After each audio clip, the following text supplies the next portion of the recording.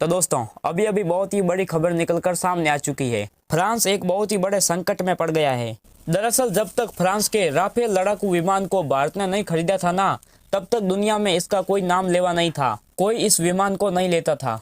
इसीलिए नहीं कि अच्छा लड़ाकू विमान नहीं था, बल्कि इसीलिए क्योंकि ज्यादातर देशों को इसके बारे में पता नहीं था कि किस प्रकार का लड़ाकू विमान है, कैसा परफॉर्मेंस देगा, यानी कि भरोसे की कमी थी। क्योंकि फ्रांस के हथियारों को लोगों ने ज्यादा देखा नहीं था। तब या तो अमेरिकी हथियार की तरफ जाते थे या फिर रूसी हथियार की तरफ।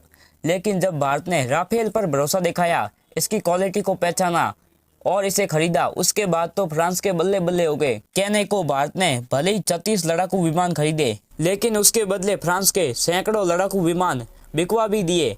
कैसे? भारत के ऑर्डर देने के ठीक बाद इजिप्ट ने इसे खरीदा 2 दर्जन से भी ज्यादा संख्या में। उसके बाद ग्रीस ने भी इसको खरीदा और अब हाल ही में इंडोनेशिया ने भी राफेल लड़ाकू विमान को खरीद लिया।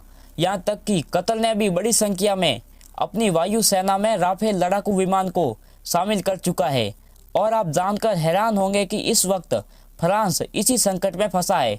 संकट यह है कि इन्होंने ऑर्डर तो बहुत सारे ले लिए हैं, लेकिन उनको बनाने की क्षमता ही नहीं है। और आप जानकर हैरान होंगे कि इस वक्त फ्रांस की कंपनी दसॉल्ट, जो राफेल लड़ाकू विमान बनाते हैं, उसके पास 270 से भी ज्यादा राफेल के ऑर्डर बैकलॉग में पड़े हैं। मतलब इन्हें 270 से भी ज्यादा लड़ाकू विमान बनाकर एक्सपोर्ट करने थे, लेकिन इनकी बनाने की क्षमता ही नहीं है बड़ी संख्या में राफेल लड़ाकू विमान को। क्योंकि इन्हें खुद उम्मीद नहीं थी कि राफेल को दुनिया इतना ज्यादा पसंद करेगी, इतना ज्यादा खरीदेगी। यहाँ तक कि स्थिति यह है कि खुद फ्रांस की वायु सेना को 50 से भी ज्यादा राफेल लड़ाकू विमान चाहिए, उन्हें भी नहीं मिल पा रहे हैं।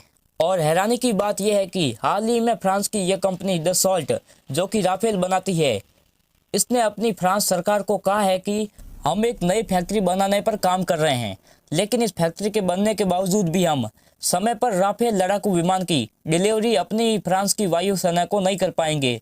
दूसरे देशों से जो ऑर्डर लिया है, उनकी समय पर डिलीवरी तो भूल ही जाइए। ऐसे में कहीं ना कहीं भारत भी इसमें फंस सकता है, क्योंकि भारत ने हाल ही में राफेल लड़ाकू विमान के एम वेरिएंट, यानी कि जो मरीन वेरिएंट है, जो कि हमने अपनी वायु सेना के लिए लिया है, उसके भी डिले होने की यहाँ पर संभावना है।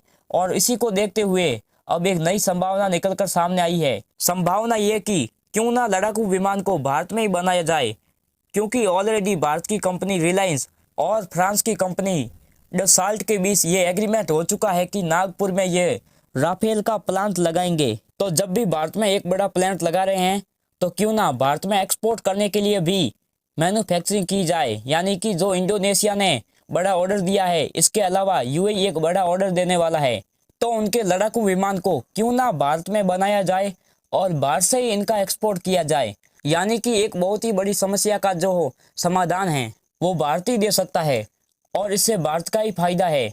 तो एक्सपोर्ट जो हम करेंगे, तो उससे हमारा एक्सपोर्ट ओवरऑल बढ़ेगा, हमारा खजाना भी बढ़ेगा। उससे भी बड़ी बात यह है कि हमने जो ऑर्डर दिया है राफेल का, वो भी हमें समय पर मिल पाएगा। और भविष्य में हमें और इमरजेंसी में लड़ाकू विमान की ज़रूरत पड़ती है, तो मान लीजिए चीन कुछ गड़बड़ करता है, पाकिस्तान कुछ गड़बड़ करता है, और हमें तुरंत अपनी वायु सेना को मजबूत करना है, उसके लिए लड़ाकू विमान चाहिए, तो हमें तत्काल इन्हें बना सकते हैं भारत में ही और बहुत ही जल्दी डिलीवरी कर सकते हैं। और आपको बता दूं कि इस बात पर गंभीरता से विचार भारत से भी ज़्यादा फ्रांस में हो रहा है, क्योंकि इससे फ्रांस को बड़ा फायदा है। दोस्तों, अगर ये वीडियो आपको पसंद आई है तो इस वीडियो को एक लाइक ज़रूर करें, साथ ही चैनल को सब्सक्राइब जरूर करें, ताकि आने वाली हर वीडियो आपको सबसे पहले मिल सके। वीडियो देखने के लिए बहुत बहुत धन्यवाद। तो मिलते हैं